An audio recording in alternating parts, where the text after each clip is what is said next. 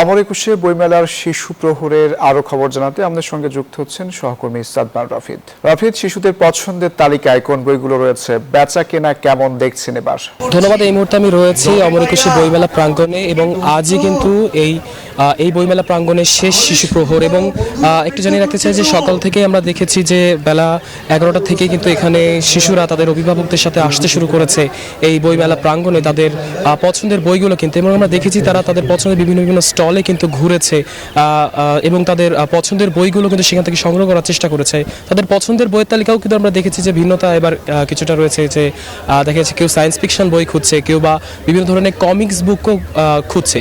এছাড়াও আমরা দেখেছি যে এবারের বইমেলায় কিন্তু একটা শিশুদের আরেকটা আগ্রহের জায়গা রয়েছে। এবারের বইমেলায় পাপেট শো, যেটি কিন্তু কাকতাড়ুয়া পাপেট থিয়েটার হচ্ছে আয়োজিত করেছে এবং এই কাকতাড়ুয়া পাপেট থিয়েটারের এই পাপেট শো কিন্তু শিশুরা উপভোগ করার জন্য কিন্তু আজ অনেকেই এখানে এসেছে এবং তারা কিন্তু এখানে এই পাপেট শো উপভোগ করছে, যেখানে কিন্তু ভিন্ন ভিন্ন ধরনের গল্প এই পাপেট শো এর মাধ্যমে কিন্তু দেখানো হচ্ছে। এছাড়া আমরা আরও দেখেছি যে শিশুদের সাথেও কিন্তু অভিভাবকরা এখানে এসেছে, তারাও কিন্তু এই পাপেট শো উপভোগ করছে। এছাড়া আমরা বিক্রেতাদের সাথে কথা বলেছিলাম, তারা কিন্তু জানিয়েছে যে এবার রোজার কারণে কিন্তু কিছুটা বই কেনা বেচায় কিছুটা কম হয়ে রয়েছে। তো এই ছিল অমর একুশে বইমেলা প্রাঙ্গণ থেকে আমার কাছে সবশেষ তথ্য। রাফিদ, আপনাকে ধন্যবাদ। বিকাশ পেমেন্টে 10,000 টাকার বেশি অফার। শপিং চলছে তো।